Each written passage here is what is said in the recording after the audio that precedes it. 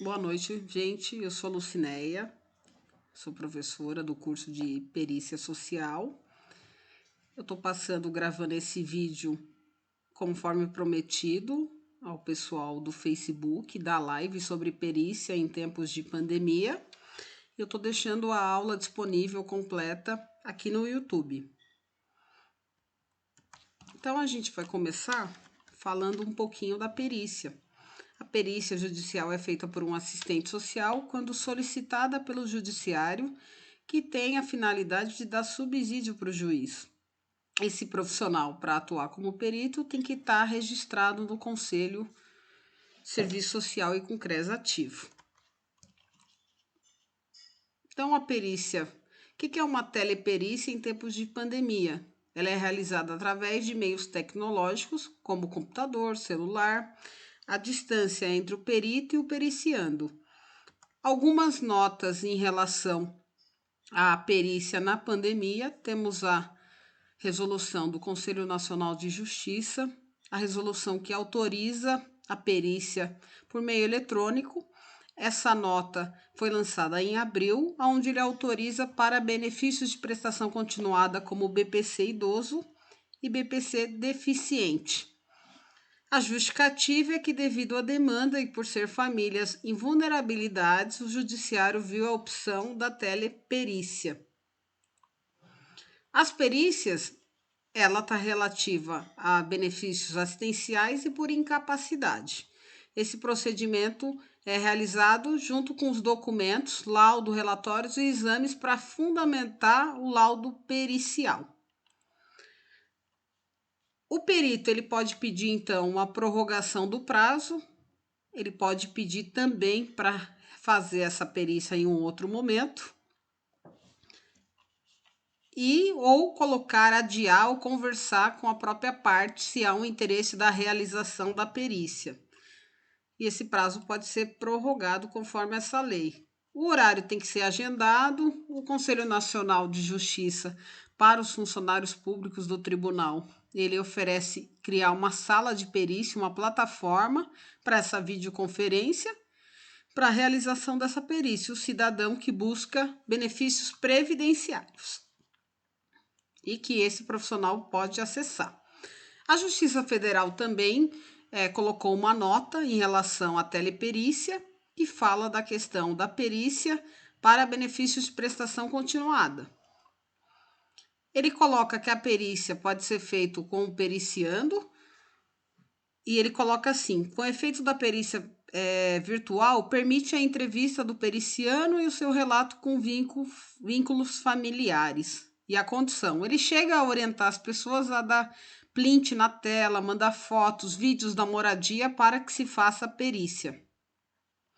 Ressalta também sobre a tecnologia, que ele pode também usar o Google Mapa, outras formas para fazer essa perícia.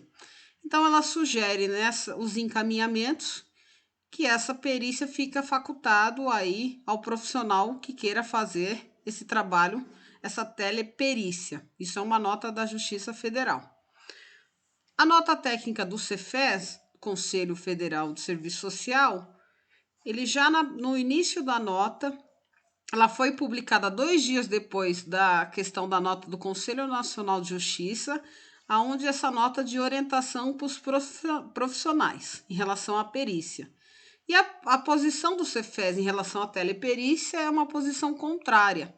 Essa avaliação socioeconômica em formato eletrônico. Então, considerando que o trabalho do assistente social para uma avaliação socioeconômica e a questão dos fundamentos teóricos, técnicos e éticos políticos do serviço social, o Cefes se diz contrário a essa questão da teleperícia. Então, a perícia social no sistema judiciário para o Cefes, ela é feita por um profissional, assistente social, para aplicar o seu conhecimento metodológico de uma situação dada socioeconômica com a finalidade de dar subsídio para o juiz.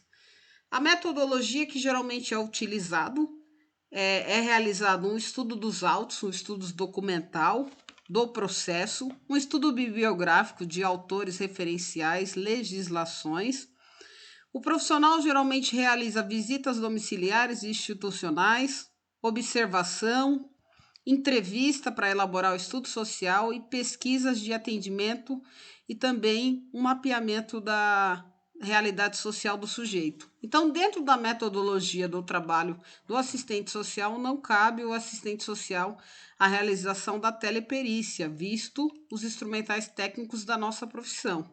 Então, o assistente social, conforme o Cefes, tem que zelar pelo conselho, pelo dever ético e o sigilo profissional, pensando nessa questão da privacidade, particularidade, a vida privada das pessoas. Cabe ao assistente social ser ético, ter uma opinião técnica, um depoimento por escrito da realidade do seu estudo. Então, não é possível essa teleconferência. Então, a exemplo, a avaliação de um BPC, ele exige avaliar a questão da renda familiar, as necessidades básicas do idoso, da pessoa com deficiência, qualificar também as barreiras da pessoa com deficiência em relação à falta de acesso à tecnologia, à moradia, acessibilidade, o ambiente, o relacionamento, os serviços, as políticas públicas. Então, isso é impossível a gente fazer isso à distância.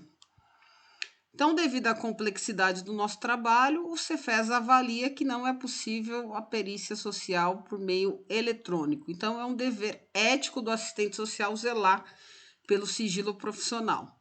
Também é uma das coisas importantes que é ressaltado pelo Cefes, que não é a favor da teleperícia. Então, ele se posiciona ao contrário, ele finaliza aí essa resolução, falando que o Cefes a sua contrapartida em relação a isso, a esse trabalho. Eu tenho indicado para os alunos para pedir prorrogação do prazo, manda um documento para o juízo solicitando uma prorrogação do prazo e justificando com a questão da pandemia. Agora a gente já tem uma indicação do Núcleo de Estudos de Pesquisa sobre a Criança e Adolescente, que hoje a professora Eunice Fávero, que está na frente desse estudo, ela lançou uma nota falando do exercício do assistente social nos espaços socioocupacionais do sócio-jurídico no contexto da pandemia e o teletrabalho. Eu achei bem interessante algumas questões que a Fávero traz. Ela fala da questão do trabalho, que foi uma demanda que os profissionais trouxeram para falar em relação à atenção da questão do teletrabalho no judiciário. Então, ela começa dizendo que o trabalho em casa foi proposto aí para o Judiciário, Tribunal de Justiça, Ministério Público, Defensoria Pública Estadual. Nesse contexto, por causa da pandemia. A pandemia aqui no Brasil, ela retrata que começou em janeiro no mundo e no Brasil ele começa aí ter um estado de emergência de saúde pública em março de 2020. Ela fala do distanciamento social também. O Brasil optou no distanciamento, que segundo o especialista, podia diminuir o número de pessoas, até agravar o número de pessoas com coronavírus. Então, por esse motivo, o Brasil usou o distanciamento social. A particularidade da realidade social, trazendo para o serviço social, o perfil das pessoas que a gente atende são pessoas que têm trabalho precário, questões com alimentação, moram em periferia, locais desprovidos de espaço de privacidade, infraestrutura, espaço de acolhida, de moradia, locais de violência urbana, crime organizado, as questões aí que são ignoradas aí dentro dessa sociedade desigual, e que o distanciamento social para várias famílias que compartilham um único cômodo, moram numa casa pequena, e muito mais as pessoas que não têm o saneamento básico, né? Não tem produtos de higiene, não tem produtos aí, água na própria comunidade, como está sendo difícil a pandemia para pessoas que vivem nessa questão. Então, são pessoas que podem ser usuários ou têm o potencial de ser usuários dos serviços da assistência social, da saúde, do judiciário, da defensoria. Todas essas pessoas podem estar dentro dessa demanda. Então, essas Essas questões vai atrair diretamente o sigilo profissional. Né? Então, como que a gente pode restabelecer a pergunta da Favero? Como que a gente cria vínculo através de um aplicativo, de um WhatsApp com essas famílias? Como que a gente vai assegurar uma criança, um adolescente que não sofra violência, pensando que aumentou o número de pessoas que sofrem violência com a pandemia? Né? Será que essas pessoas têm acesso à tecnologia? Né, dos seus direitos fundamentais, dos recursos tecnológicos? Será que o assistente social, de forma remota, ela vai conseguir ver a realidade socioterritorial, visto que o perito precisa conhecer a moradia e os serviços, as políticas públicas, precisa entrevistar o adulto, a criança, o idoso, que nem sempre tem acesso à internet e aos meios de plataforma. Então, o assistente social, dentro do nosso código de ética, a gente está previsto que a gente trabalhar em calamidade pública, né? No entanto, o profissional pode definir aí, tem autonomia de definir sobre o trabalho remoto e o que é de urgente. Caso urgente, ele tem que avaliar aí sempre os equipamentos de proteção individual. Eu acredito que até pós-pandemia os profissionais vão ter que se cuidar em relação aos equipamentos de proteção. E o profissional remoto, ele vai trazendo, a Favero traz um pouco do profissional na questão do trabalho remoto, a questão da saúde mental mesmo, né? Que você faz atividades domésticas, familiares e profissionais ao mesmo tempo, tem a sua família, tem famílias que também utilizam o mesmo computador, o mesmo celular, você não tem um descanso para poder repor as suas energias, as dificuldades, a insegurança, a questão socioeconômica que afetou todos os brasileiros. Então, isso significa o quê? Ampliação de despesas, né? Com essa questão que a gente tem usado coisas pessoais, né? A gente usa equipamentos pessoais. E aí a Favero traz um questionamento em relação à empresa empregadora. Então, no caso, a justiça, ela vai arcar com esses equipamentos? Ela teria que dar computador, celular, todos esses equipamentos para o profissional nesse contexto de pandemia, visto que muitos profissionais estão usando os seus instrumentos para trabalhar. Então, as considerações finais, a autora traz algumas reflexões que, diante da realidade, a nova realidade, o serviço social nesses espaços, como será os serviços na Defensoria Pública, no Ministério Público, né? Essa necessidade de flexibilidade do trabalho, será que isso vai acontecer na pandemia, dentro da realidade social?